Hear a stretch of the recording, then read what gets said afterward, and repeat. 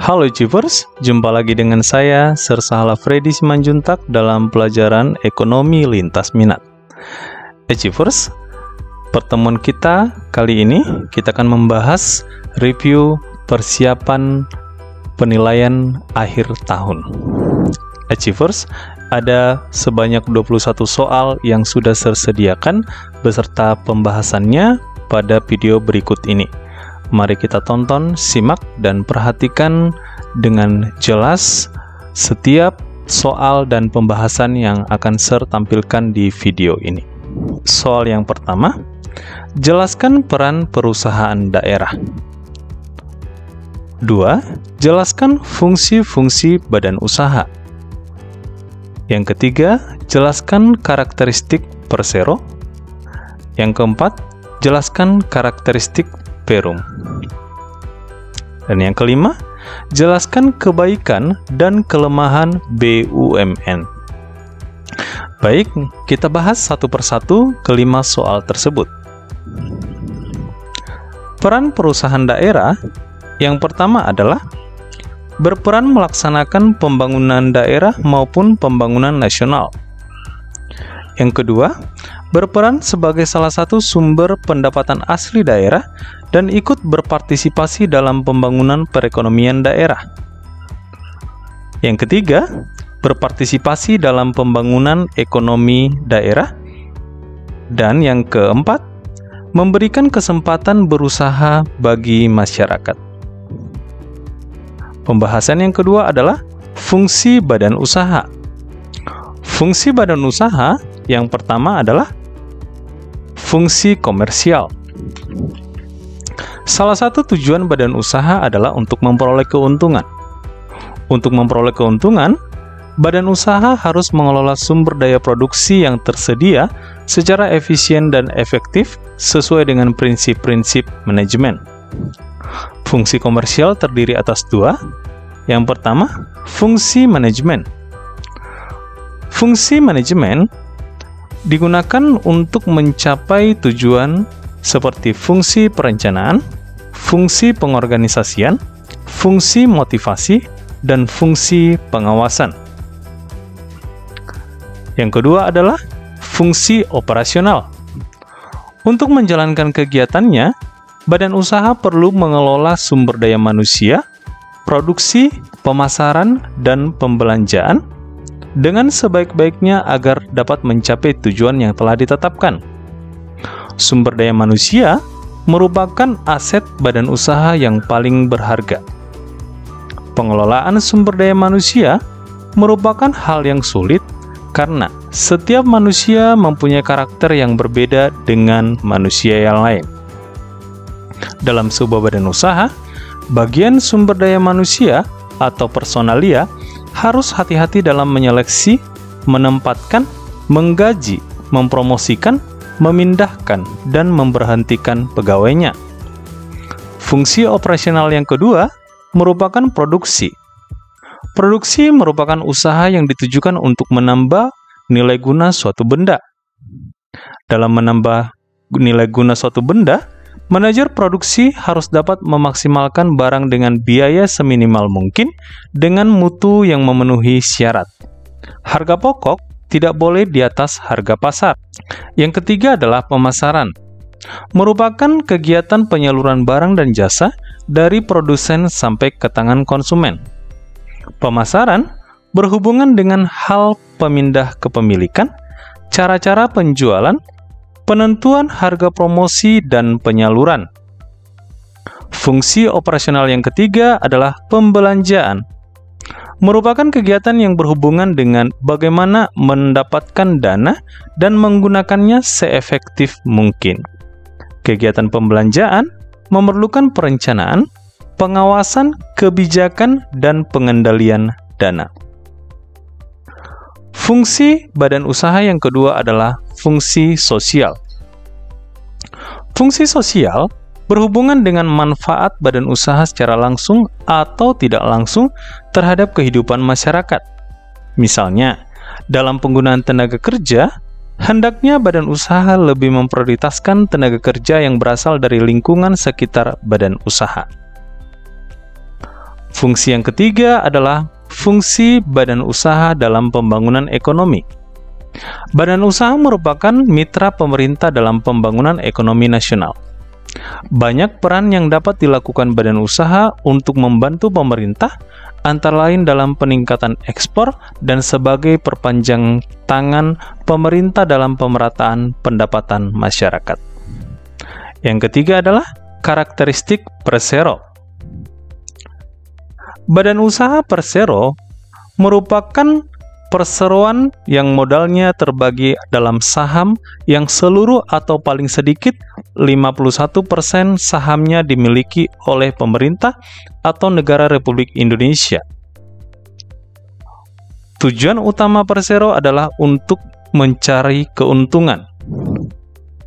Dan maksud dan tujuan pendirian persero adalah menyediakan barang dan jasa yang bermutu tinggi dan berdaya saing kuat, serta mengejar keuntungan guna meningkatkan nilai badan usaha. Contoh dari persero adalah PT Pertamina, PT Kimia Farma, PT Kereta Api, PT Bank Negara Republik Indonesia, PT Jam Sostek, dan PT Garuda Indonesia. Karakteristik Perum. Badan usaha Perum adalah BUMN yang seluruh modalnya dimiliki oleh negara dan tidak terbagi atas saham. Maksud dan tujuan Perum adalah menyelenggarakan usaha yang bertujuan untuk kemanfaatan umum berupa penyediaan barang dan jasa yang berkualitas dengan harga yang terjangkau oleh masyarakat berdasarkan prinsip pengelolaan badan usaha yang sehat. Untuk mendukung kegiatan dalam rangka mencapai maksud dan tujuan tersebut, dengan persetujuan Menteri, Perum dapat melakukan penyertaan modal dalam badan usaha lain.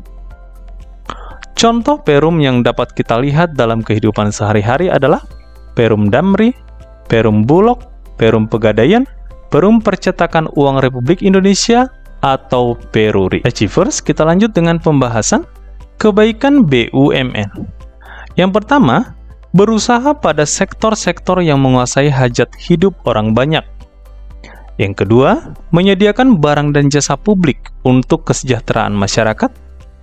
Yang ketiga, membantu keberadaan usaha lainnya supaya dapat berusaha lebih baik. Kelemahan BUMN yang pertama, karena sebagian BUMN bertujuan memberikan layanan pada masyarakat, seolah-olah BUMN tidak perlu efisien dalam pengelolaannya. Yang kedua, maju mundurnya BUMN tergantung dari niat baik para penentu kebijakan pada BUMN. Lambat dalam mengambil keputusan karena pemilik atau pemodal adalah pemerintah, sehingga untuk memutuskan sesuatu harus melalui birokrasi yang panjang. Soal yang keenam, jelaskan kebaikan dan kelemahan BUMD. 7. Jelaskan peran badan usaha swasta. 8. Jelaskan ciri-ciri badan usaha perseorangan. 9. Jelaskan karakteristik firma. 10. Jelaskan fungsi-fungsi manajemen. Baik, kita bahas satu persatu. Kebaikan BUMD atau badan usaha milik daerah. Yang pertama, berusaha menyediakan barang-barang untuk kebutuhan pemerintah daerah. Yang kedua, sumber pendapatan asli daerah. Yang ketiga, menyediakan lapangan kerja. Yang keempat, memberikan keamanan kerja bagi pegawainya. Kemudian, kelemahan dari BUMD, pengelolaannya menyangkut birokrasi sehingga BUMD kurang cepat mengambil keputusan. Sering kekurangan modal, maju mundurnya BUMD dalam banyak hal tergantung kepala daerah karena yang menyangkut dan memberhentikan direksi BUMD adalah kepala daerah. Peran badan usaha swasta yang pertama adalah sebagai mitra BUMN. Badan usaha swasta mulai dilibatkan dalam sektor-sektor ekonomi yang menguasai hajat hidup orang banyak, di mana sebelumnya selalu dikuasai sepenuhnya oleh BUMN. Badan usaha swasta dibutuhkan kontribusinya dalam hal penanaman modal atau investasi, pengembangan usaha, peningkatan efisiensi dan kemampuan teknis, serta pemenuhan kebutuhan masyarakat yang pada akhirnya menuju pada peningkatan laba BUMN dan pertumbuhan ekonomi nasional. Sebagai penambah produksi nasional, maksudnya, keberlangsungan usaha yang dilakukan oleh badan usaha swasta dan dibarengi dengan iklim usaha yang kompetitif akan meningkatkan produksi nasional. Sebagai pembuka kesempatan kerja, kurangnya kesempatan kerja dan besarnya tingkat pengangguran merupakan masalah yang belum terpecahkan hingga kini. Dengan berpartisipasinya badan usaha swasta dalam perekonomian, banyak tenaga kerja yang terserap ke dalamnya. Oleh karena itu, angka pengangguran pun diharapkan semakin lama semakin berkurang. Sebagai penambah kas negara dan pemacu pendapatan nasional, badan usaha swasta berpartisipasi dalam perekonomian artinya berdampak positif bagi penerimaan negara. Negara bertambah melalui pajak dan laba BUMN yang bermitra dengan badan usaha swasta. Tersedianya lapangan kerja di sektor swasta membuat pendapatan masyarakat meningkat sehingga secara otomatis turut meningkatkan pendapatan nasional. Ciri-ciri badan usaha perseorangan. Pengelolaan badan usaha perseorangan relatif mudah dan murah. Begitu juga dengan penutupannya. Modal badan usaha perseorangan menjadi satu atau tidak terpisah dengan modal pribadi pemilik. Karena pemilik harus mendanai sendiri usahanya. Pergerakan keuangan mempengaruhi kondisi keuangan pemiliknya. Dan jika tidak menguntungkan, maka badan usaha perseorangan lebih mudah ditutup. Yang kesembilan adalah karakteristik firma. Dalam firma, setiap penerapan kebijakan harus memperhatikan dan mempertimbangkan kepentingan-kepentingan para pemiliknya. Kekayaan pribadi dan badan usaha juga tidak bisa dipisahkan. Apabila firma bangkrut, akan diikuti oleh kebangkrutan para pemiliknya. Pembahasan yang ke-10 adalah fungsi-fungsi manajemen. Fungsi manajemen yang pertama adalah planning atau perencanaan. Perencanaan merupakan fungsi manajemen yang paling utama. Fungsi yang lain akan bekerja setelah diberi arahan oleh bagian perencanaan. Oleh karena itu, perencanaan merupakan proses dasar manajemen untuk menentukan tujuan dan langkah-langkah yang harus dilakukan agar tujuan dapat tercapai. Yang kedua adalah organizing atau pengorganisasian. Merupakan keseluruhan proses pengelompokan orang-orang, alat-alat, tugas, tanggung jawab, dan wewenang sedemikian rupa sehingga tercipta suatu kesatuan yang dapat digerakkan dalam rangka mencapai tujuan. Yang ketiga adalah actuating atau tindakan pelaksanaan. Merupakan fungsi manajemen untuk menggerakkan orang-orang agar bekerja sesuai dengan tujuan yang telah ditetapkan. Banyak orang mengambil kesimpulan bahwa fungsi manajemen pelaksanaan merupakan fungsi yang paling penting karena berhubungan dengan sumber daya manusia. Pimpinan organisasi harus dapat memberikan motivasi sehingga setiap orang mau bekerja sama dengan orang lain untuk mencapai tujuan. Dan yang keempat adalah controlling atau pengawasan. Pengawasan merupakan fungsi yang penting dalam suatu organisasi. Pengawasan bukan merupakan keinginan untuk mencari-cari kesalahan. Pengawasan merupakan tugas untuk mengoreksi kesalahan yang terjadi demi tercapainya suatu tujuan organisasi. Kita lanjut dengan soal yang ke-11. Jelaskan bidang-bidang manajemen. 12. Jelaskan unsur-unsur manajemen. 13. Jelaskan gaya-gaya kepemimpinan.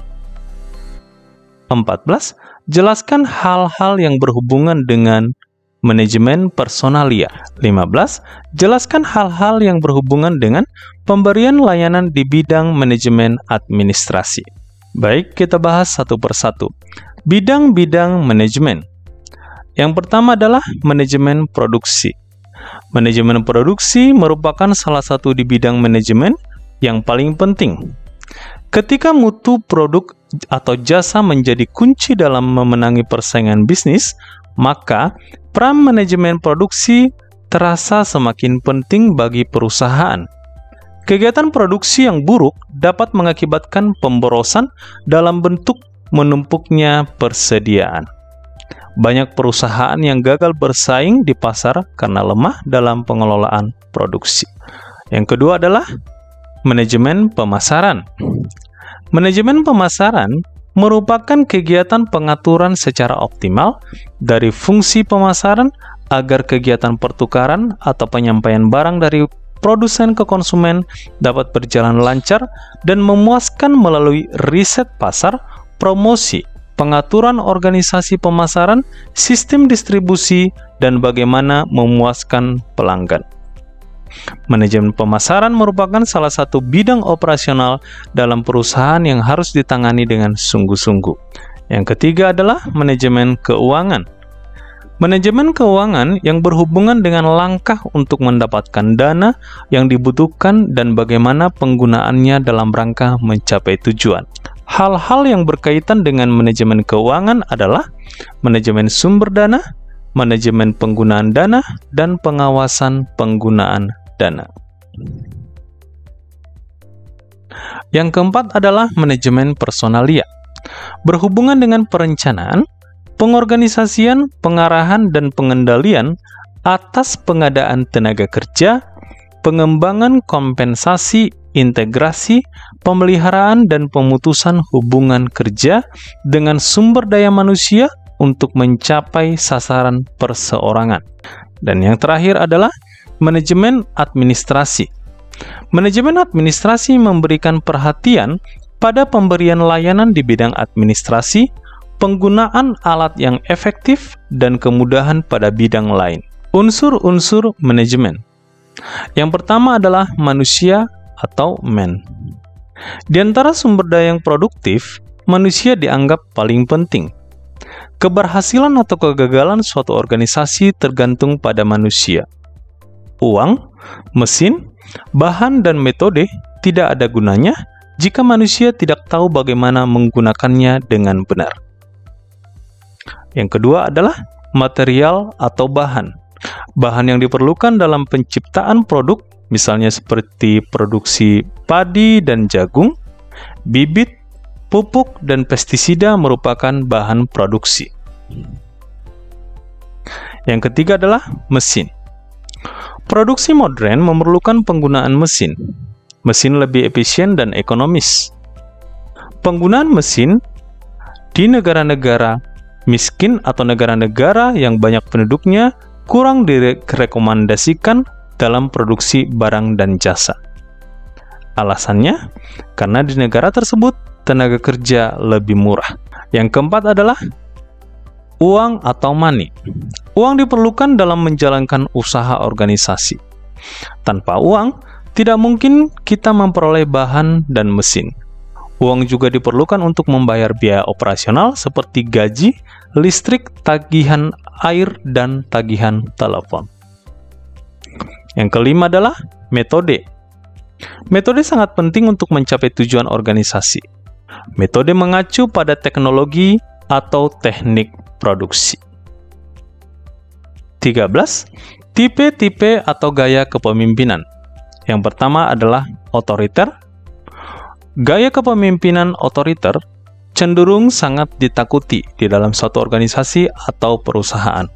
Tetapi gaya kepemimpinan otoriter sangat diperlukan agar anggota atau karyawan dapat menjalankan tugas dan tanggung jawabnya dengan benar. Yang kedua adalah demokratis. Kepemimpinan demokratis menggunakan pendekatan yang bersifat komunikatif. untuk merangkul bawahannya. Pemimpin senantiasa mengelola karyawan sebaik mungkin dengan mempertimbangkan pemikiran dan masukan demi kepentingan organisasi. Yang ketiga adalah kendali bebas. Dalam kepemimpinan kendali bebas, pemimpin memberikan kebebasan kepada bawahan untuk membuat keputusan dan strategi bekerja. Pemimpin hanya bertugas untuk menentukan kebijakan umum dan menentukan arah tujuan organisasi. 14. Hal-hal yang berhubungan dengan manajemen personalia. Yang pertama adalah penerimaan pegawai. Dalam hal ini, menjaring sumber daya manusia yang sesuai dengan kebutuhan. Langkah-langkah yang diperlukan pada penerimaan pegawai adalah analisis jabatan, seleksi penerimaan pegawai, pelatihan, dan pendidikan. Yang kedua adalah penilaian pegawai. Pegawai sebagai bagian dari perusahaan harus dinilai atas prestasi dan kemampuannya dalam melakukan pekerjaan. Tentunya penilaian harus didasarkan dengan sikap yang harus objektif. Yang ketiga adalah promosi dan mutasi. Dalam hal ini, adanya pertimbangan untuk memberhentikan atau juga memindahkan karyawan jika dianggap penting.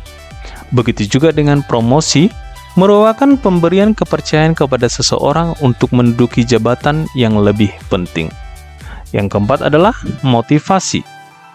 Pergerakan merupakan suatu langkah dalam organisasi agar anggota dapat dan mau bekerja dengan maksimal. Untuk bekerja secara maksimal, maka diberikanlah motivasi. Yang ke-15, hal-hal yang berhubungan dengan manajemen administrasi. Yang pertama adalah pengadministrasian kegiatan. Yang kedua, pemakaian alat-alat perkantoran. Yang ketiga, pemeliharaan organisasi. Selanjutnya, kita soal 16. Jelaskan 4 unsur manajemen pemasaran. 17. Jelaskan sejarah perkembangan koperasi di dunia dan di Indonesia. 18. Jelaskan tujuan koperasi. 19. Jelaskan tugas manajemen puncak dan manajemen menengah. Unsur-unsur manajemen pemasaran yang pertama adalah produk. Perusahaan harus mampu mengidentifikasi aspek-aspek apa saja yang diinginkan oleh konsumen dari suatu produk. Selain aspek fungsional, konsumen umumnya akan mempertimbangkan aspek lain, misalnya mutu, kemudahan penggunaan dari suatu produk. Yang kedua adalah harga atau price. Harga memainkan peranan penting dalam pemasaran. Mutu produk yang baik menjadi tidak ada artinya apabila konsumen enggan membeli produk tersebut karena alasan harga. Yang ketiga adalah promosi.